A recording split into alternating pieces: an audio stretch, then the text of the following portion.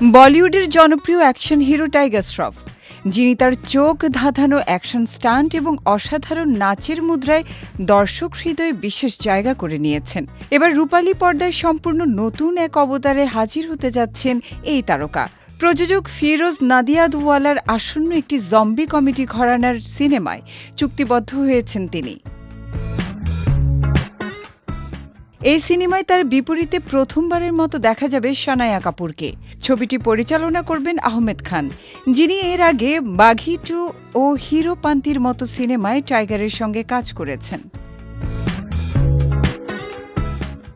বলিউডে জম্বি ঘরানার সিনেমার দেখা মিলে খুব কমই। 2013 সালে গো গোয়া গন এর সাফল্যের পর এই জনরায় তেমন কোনো উল্লেখযোগ্য কাজ হয়নি। টাইগারের নতুন এই সিনেমাটি সেই দীর্ঘ খরা কাটাবে বলে প্রত্যাশা করা হচ্ছে। সিনেমার মূল কাহিনী নিয়ে নির্মাতা কিংবা প্রযোজক এখনও আনুষ্ঠানিক কোনো ঘোষণা না দিলেও এটি যে হাস্যরস আর টান টান উত্তেজনায় ভরপুর হবে তার আভাস মিলেছে।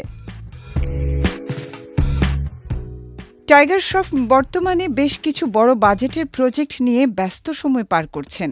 লাগজা গালে এবং বজ্র সিনেমার কাজ সম্পন্ন করার পরপরই তিনি জম্বি কমেডি ঘরানার এই নতুন সিনেমার শুটিং শুরু করবেন বলে জানা গেছে।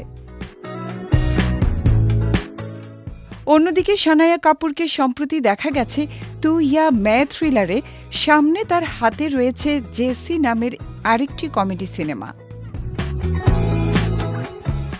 পরিচালক আহমেদ খান বর্তমানে ওয়েলকাম ফ্র্যাঞ্চাইজির চতুর্থ কিস্তি ওয়েলকাম টু দ্য জাঙ্গল নিয়ে ব্যস্ত আছেন। 2026-এর মাঝামাঝি সময়ে অক্ষয় কুমার, সুনীল শেঠি ও পরেশ রাওয়াল সহ বিশাল এক তারকা বহর নিয়ে দুবাইয়ে গানের শুটিং করতে যাবেন তিনি।